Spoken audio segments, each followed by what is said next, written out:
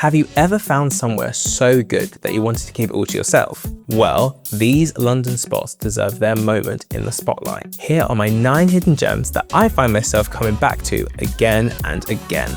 Little Venice, a corner of London that's surprisingly easy to miss. Grab a coffee, wander along the canal, an hour disappears before you've even realised it. The Summer House is the best stop for a seafood lunch by the water. If a cosy pub is more your thing, head to the Bridge House and settle in for a while. Little Venice has a way of making you forget you've got anywhere else to be. Primrose Hill, the best way to do it? Pop into one of the local bakeries, cafes or delis, pick up some picky bits and then head up the hill before the sun starts to set. It's one of the best free viewpoints in London and you won't have to queue for it either. Everyone's doing their own thing, catching up with friends, sharing a bottle of wine, but the conversation stops and the whole hill watches London's skyline turn gold.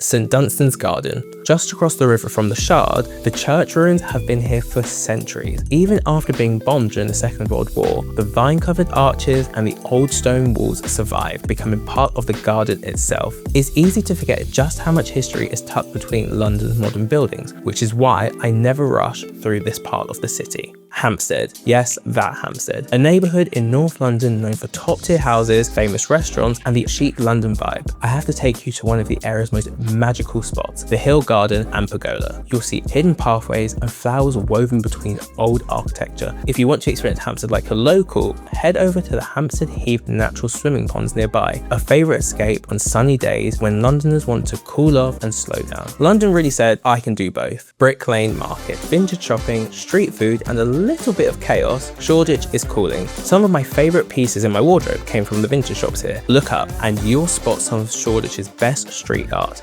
And if you're curious about the stories behind the murals, a street art tour completely changed the way I see the neighbourhood. You'll find street food from all over the world, sweet treats and more incredible dishes than you'll know what to do with. St Luke's Mews, the best spots are the ones you almost walk straight past. You might even recognise it from them actually. Once you start noticing them, you'll realise just how many of London's streets have starred in your favourite films. If you're exploring South Kensington, save Keynot's Mews for your list too. It completely transforms with the seasons, from fiery autumn leaves to cascading wisteria in the spring. These are the kinds of places that make London so fun to explore. Kew Gardens. Some of London's biggest surprises aren't hidden at all. In Richmond, Kew Gardens is home to one of the world's most extraordinary botanical collections, and the Palm House, climb to the top and suddenly you're looking out over a rainforest growing inside Victorian architecture. You can easily spend an entire afternoon here without checking the time once.